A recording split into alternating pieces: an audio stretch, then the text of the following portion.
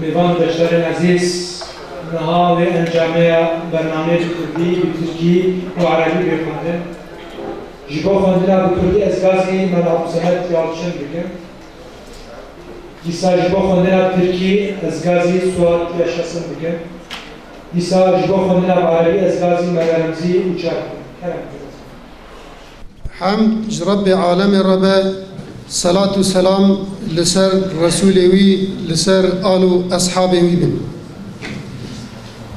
هفدیتنا دیمین عالم کردستان یاکو ایسال ده تاریخ 22-23 ماه دهمین ده جطرف یکی دیا مدرسه و عالمان و هاتی ارگانیزیسی کرن ده دیاربکر هات ترتیب کرن ام دسری ده جیکیتیا مدرسه و عالم را تشکر دکن که ده ترتیب کرنا و برنامه ده کداوان هیا و بگشتی جی تمثیل کار و نونرین جامعه اسلامی و استادین بقدر و قیمت ین کش کردستان ترکیه عراق سوریه و کردستان ایران بشداری برنامه بونه را تشکر دکن و خدای تعالی جوان تبا راضی به ev hevdîtina duyemîn a alîmên Kurdistanê berdewama hevdîtina yekemîn e û qararên ku di vê hevdîtina duyemîn de hatine dayîn jî dîsa berdewama qararên hevdîtina yekemîn in. Di vê hevdîtinê de du meseleyê sereke yên girik hatin bidarxistin. Ji van meseleyan a yekem ummet û ulema di roja ewil de yadın jî pirsgirêka Kurdan û pêşniyazî teklîfên çareseriyê di roja duduya de. Di vê hevdîtinê de di bergeh û çerçeveya ummetbûnê de wezîfe û karê ulemayê Kurdistanê ya duwarê meseleya Kurd û Kurdistanê de hat niqaşkirin bi heman awayî ev hevdîtin diyar û eşkere kir ku pêwîst e mesela Kurdan di çerçova ummetê de bên rixandin û bidarxistin. Di vê hevdîtina duyemîna alîmên Kurdistanê ya ku du rojan berdewam kir de gelek beşdarvan û mêvanan axaftin kirin û di derbarê hinek mijar û meseleyan de fikrên xwe teblîğ kirin. Jivan axaftin û teblîğan ku hatine dayîn ev tespît hatine kirin. Yek, hevdîtina alîmên Kurdistanê di pêşî de li Kurdistanê û bi tevahî bi giştî jî li temamê coğrafya İslamê hewl dide û ji xwe re kiriye armanc û hedef ku di çerçevên îmkanên xwe de ji bo selametî huzur û aramiya temamê însaniyetê bixebite. Dudo, ev sazî, ev camiye divê bibe wesîle ku alîm hevdû nas bikin, li hev bikin û di hedefên nihayî de alîkariya hev bikin. Duwarê avêtina van gavên ku ji bo vê armanc û maqsedên pêwîstin de di vê dereng neymayîn û tiştên lazim bên kirin û gavên pêwîst bên avêtin. Sisê, ev hevdîtin ne tenê cihê dan û stendina fikran yanî ne tenê cihê îstîşareyê ye. Bi heman awayî ev der cih û warê kesên ku di hedef û armancan de xwediyê fikrê müşterekin divê kesên ku di hedef û armancên xwe de müşterekin li vê derê cem û kom bibin. Çar, divê ev îrade duwarê çareseriya problem û muşkileyên temamê Kurdan de bibe xwediyê beyankirina fikr û ramanekî û bi heman awayî pêwîst e ev îrade duwarê çareseriya problem û muşkileyên temamê Kurdan de bibe organizasyona icraata pêwîst. 5. Ev organizasyon duwarê çareseriya sê problem û muşkileyên sereke yên Kurdan de reçeteyeke بربچاو دوی دست نیشان بکه و او هر سه پروبلم سرکجی اون فقیرتی، جهالت و اختلاف. 6. اردنگاری کردستان پرچه که امت اسلامیه که دوی هفدیتنا علماء کردستان به باوری شعور و تکیشتن جبو اصلاح کرنا جواکی خواه خباتن پیوست بکه و جکرنا فان خباتن اصلاح را ببر ریبر و پیشنگ. 7. اف هفدیتنا عالمان جبو تأسیس کرنا براتیا اسلامی خاصة لأردنگاری کردستان و بگشتی عموما لتمام اردنگاری و جغرافیا اسلامی دوی گاوین پیوست باویجه و خباتین کو دوی واری بین کرن لازمه کو بکه. 8. او اراده لدجی بدینیتی، قومیت پرستی، نجات پرستی، مذهب پرستی، تکفیرتی و لدجی فکر افراط ین کد کردستان و جغرافیا اسلامی دو پیش کرنه دوی تدبیر اسلامی ین وسط و پراتیک پیک بینه و تأسیس بکن. 9.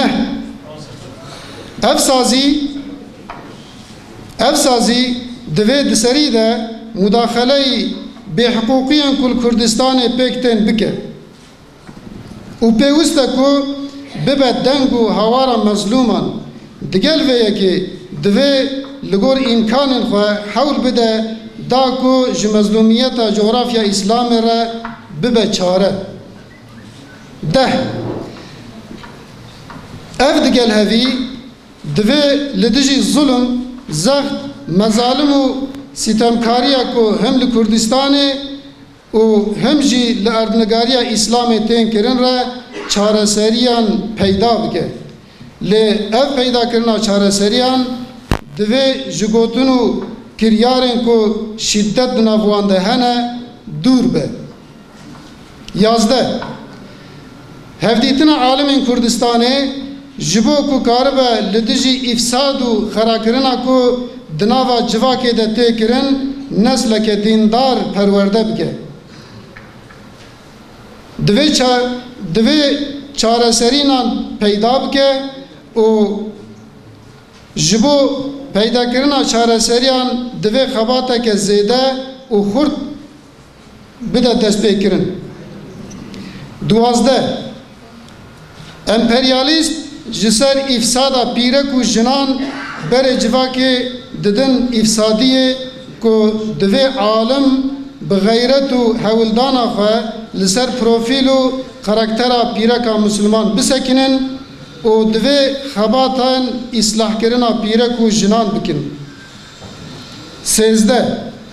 هفدیتنا عالم کردستان دوی به تمام عالم و جماعت اسلامی ین کردستان و اردنگاری اسلامی را هفدیتن صمیمی و گلک زیده خورد بکه و به همان آوائی پیوسته دنابرا وانده ببه وسیطه و پرک دا کو تمام هف ناس بکن و لحف بکن و به هف را گفتگوی بکن.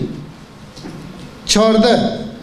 او اراده دست نیشان دکه جبو اصلاح و پیشوچونا مدرسه کردستان دنابرا مدرسه ده تکلی دیالوگ و گفتگو الزمه و دوی وارده مفردات و برنامه که مشترک به حاضر کرن. به همان آوائی او اراده باور دکه که دوی وارده گاوین بلز بین آویتن. 15.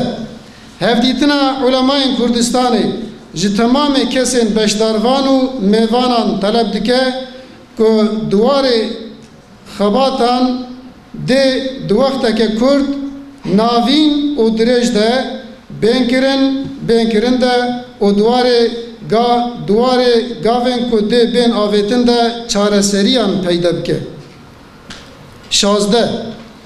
وک انجام قرار هات داین که ev organizasyon yani ev bername her sal bir şekilde periyodik demaha dehemin de be tertip kirin. Peviste kesen ku hatta naha piştvani u destek dane ve organizasyone behaman avai jinaha u PVJ piştvani bidin ve organizasyone.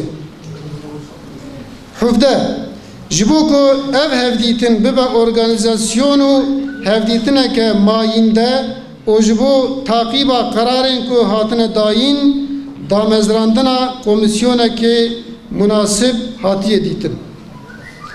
Em Rabbul Alemin niyaz dikin. Ev bernameye ku bi beştarbunu bi tebliğin ve mevanin bi kadru kıymet devlemettir bu o de je istifade ke baş begirtin jibo İslam, Müslüman ve insaniyeti bibe vesileya feydeyn mayinde. Em de neticede jiber kedin ve Cenab-ı ve bu hürmetu selam dikin. Emaneti Xuda bin. Esselamu aleyküm ve rahmetullahi ve berekatuhu. Bismillahirrahmanirrahim. İkinci Kürdistan Alimler Buluşması sonuç bildirgesi. Allah'a hamd, Resulüne salat ve selam olsun. Alimler ve Medreseler Birliği tarafından organize edilen Kürdistan Alimler Buluşması'nın ikincisi bu yıl 22-23 Ekim tarihleri arasında Diyarbakır'da gerçekleşmiş bulunuyor. Bu programın düzenlenmesinde emeği bulunan başta Alimler ve Medreseler Birliği'ne Türkiye, Irak, İran ve Suriye Kürdistan'dan programa teşrif eden İslami camia temsilcilerine ve kıymetli üstadlara teşekkür ediyoruz. Kürdistan Alimler Buluşması birinci buluşmanın devamı ve bu buluşmada alınan kararların ikinci adımı mahiyetindedir. Bu buluşmada ümmet ve ulema, Kürt meselesi ve çözüm önerileri olmak üzere iki ana başlık ele alınmıştır. Kürdistan ulemasının ümmet boyutunda ve Kürdistan meselesinde görevi, sorumluluğu ve yapabileceklerini tartışırken, Kürt meselesinin de ümmet boyutundan bağımsız bir şekilde ele alınmaması gerektiği ortaya konmuştur. 2 gün devam eden ikinci Kürdistan Alimler Buluşması'na katkı sunan katılımcıların tebliğlerinden şu tespitler ortaya çıkmıştır. 1. Kürdistan Alimler Buluşması, başta Kürdistan ve İslam coğrafyası olmak üzere tüm insanlığın huzur ve selameti için imkanları dahilinde gerekli gayreti ortaya koymada kararlı bir duruş sergilemektedir. 2. Bu oluşum alimlerin birbirleriyle tanışmasına, kaynaşmasına ve nihai hedefte yardımlaşmasına vesile olmalıdır. Bu maksada yönelik gerekli adımlar geciktirilmeden atılmalıdır. 3. Bu buluşmayla bir fikir alışverişi şeklinde varlığını sürdürmekten ziyade aynı amaç ve hedeflerde ortak fikre sahip olanların bir buluşma organına dönüşmesi hedeflenmektedir. 4. Bu irade tüm Kürtlerin sorun ve problemlerini çözmede fikir beyan eden ve gerekli icraatı ortaya koymaya çalışan bir organizasyon şeklini almalıdır. 5. Bu organizasyon Kürdistan'ın 3 önemli problemi fakirlik, cehalet ve ihtilafın giderilmesi için somut reçeteler ortaya koymalıdır. 6. Kürdistan Alimler Buluşması, Kürdistan coğrafyasının İslam ümmetinin bir parçası olduğu bilinciyle kendi toplumunun ıslahı için gerekli çalışmaların yapılmasına öncü olmalıdır. 7.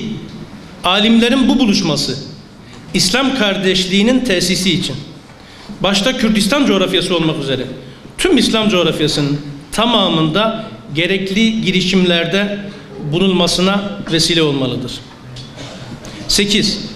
Bu irade Kürdistan ve İslam coğrafyasının sürüklendiği dinsizlik, kavmiyetçilik, mezhepçilik, tekfircilik ve tüm aşırılıklara karşı vasat İslami düşünce ve pratiği esas alan tedbirler ortaya koymalıdır.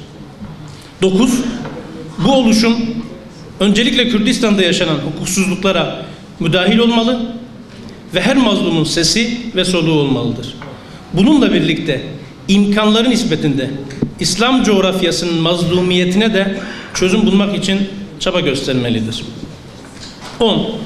Bu beraberlik hem Kürdistan hem de bütün İslam coğrafyasında yaşanan mezalime karşı çözümlerini şiddetten uzak söylem ve eylemlerle ortaya koymalıdır.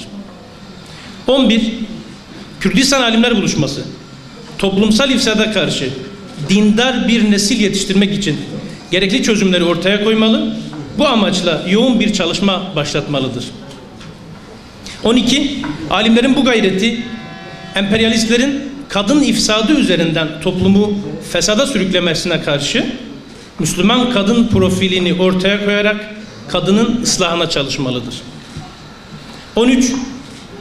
Kürdistan Alimler Buluşması, Kürdistan ve İslam coğrafyasında bulunan alimler ve İslami cemaatlerle yoğun bir diyalog kurup kaynaşmalarını sağlamalıdır. 14. Bu irade, Kürdistan medreselerinin ıslahı, ortak müfredat oluşturulması ve geliştirilmesi için medreseler arası bir ilişki ve diyaloğun lüzumunu vurgulamakta, bu konuda ivedilikle gerekli adımların atılması gerektiğine inanmaktadır. 15. Kürdistan Alimler Buluşması, daha somut adımların atılması için kısa, orta ve uzun vadede yapılacaklarla ilgili tüm katılımcılardan en kısa sürede çözüm üretmelerini talep etmektedir. 16. Bu organizasyonun her yıl Ekim ayında mutat olarak yapılması kararı alınmıştır. Bu organizasyona katkı sunan tüm katılımcılarımızın destekleri devam etmelidir. 17. Bu buluşmanın kalıcı bir organizasyona dönüşmesi ve alınan kararların takibi için katılımcılardan bir komisyonun kurulması uygun görülmüştür. Bu itibarla siz değerli katılımcıların katılımıyla zenginleşen ve istifade edilecek sunumların yapıldığı bu programın İslam'a, Müslümanlara ve tüm insanlığa kalıcı faydaları sağlamasına vesile olmasını dilerken hepinizi katkılarınızdan dolayı hürmetle selamlıyoruz. Allah'a emanet olun. Xuda ji sêda razî be inşallah. Niha ji bo xwendina bi Erebî ez gazê me li Remzî û çar dikim kerem ki sêda. Bismillahirrahmanirrahim. البيان الختامي لملتقى علماء الكردستان الثاني. تم بنجاح انعقاد المؤتمر الثاني لملتقى علماء الكردستان بتاريخ 22 و 23 أكتوبر 2016 بمدينة ديار بكر. ونشكر القائمين على هذا الملتقى الكريم الذي تم بإشراف اتحاد العلماء والمدارس الإسلامية، كما نشكر العلماء الأفاضل الذين شاركونا هذا الملتقى من جميع أنحاء الكردستان، تركيا، سوريا، إيران، العراق. ويعتبر هذا الملتقى متمما لملتقى السابق، وتعتبر المرحلة الثانية له. وقد ركزنا في هذا الملتقى على شيئين أساسيين، هما دور العلماء في نهضة الأمة وقضية الأكراد وسبل حلها. وقولنا أن دور العلماء كردستان في حل قضايا الأمة الإسلامية لا يعني إبعاد القضية الكردية عن قضايا الأمة الإسلامية، بل هي جزء من قضايا الأمة.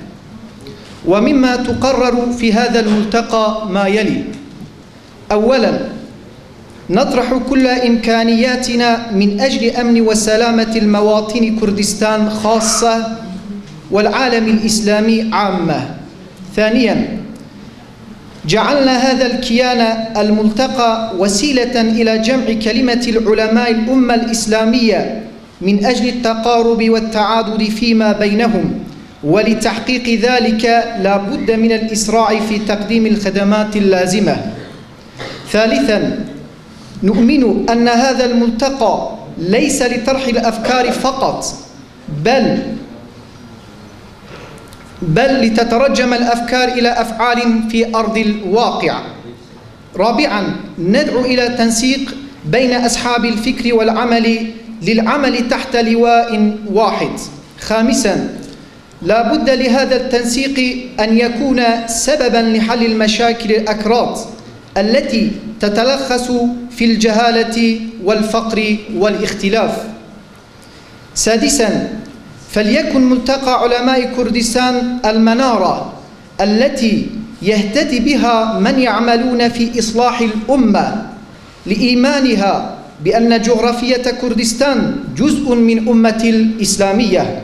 سابعا، هذا الملتقى لا بد أن يقدم المبادرات اللازمة من أجل تأسيس الأخوة الإسلامية في جغرافيا الكردية خاصة والأمة الإسلامية عامة.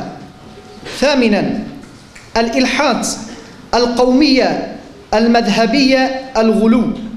ملتقى علماء الكردستان يدعو إلى أخذ التدابير الفكرية والعملية اللازمة لمحاربة هذه الأفكار المنتشرة في مناطق كردستان خاصة وعالم الإسلام عامة. تاسعا، لا بد أن تكون هذه المبادرة إلى حل المشاكل المظلومين في كردستان، وأن يوفر جهود في حل المشاكل في عالم الإسلام بأسره. عاشرا، لا بد أن يكون حلهم لمشاكل الأكراد والعالم الإسلامي سلمية وبعيدة كل البعد عن العنف والشدة. 11، هذا الملتقى يعمل على طرح جيل مسلم تجاه الإفساد الاجتماعي المنتشر ويعمل إلى تحقيق ذلك بكل سبيل. 12، لا بد أن نصلح المجتمع من خلال المرأة الصالحة تجاه المحاولة الإمبرالية إلى إفساد المجتمع خلال المرأة. 13، ملتقى علماء الكردستان يفتتح باب التحاور مع جميع العلماء والحركات الإسلامية في الداخل وخارج كردستان. 14، نؤمن بمبدأ التحاور والتشاور بين المسلمين جميعا، كما نؤمن بأن يلتزم العلماء والجماعات في أعمالهم بهذا المبدأ المهم بأكثر. 15، يحث ملتقى علماء الكردستان على التقارب والتعاضد في إصلاح وتطور المدارس الإسلامية وإعداد البرنامج الدراسي من قبل المشاركين وتأمين المتطلبات تحقيقها. 16، قرر من قبل المشرفين على ملتقى إنشاء لجنة من المشاركين من أجل متابعة القرارات التي صدرت من الملتقى والعمل لجعل هذا الملتقى كتنظيم الدائم. وأخيرا، قررت اللجنة المشرفة على هذا الملتقى على انعقاده بشكل دوري في كل عام شهر أكتوبر. نشكر المساهمين في هذا الملتقى، كما نطلب منهم تكرما استمرار دعمهم لملتقانا، ونشكر على جهدهم الطيبة التي أثرت ملتقانا، ونتمنى أن تكون فاتحة خير لإحلال الفائدة لكل أمة الإسلامية قاطبة. والسلام عليكم ورحمة الله وبركاته.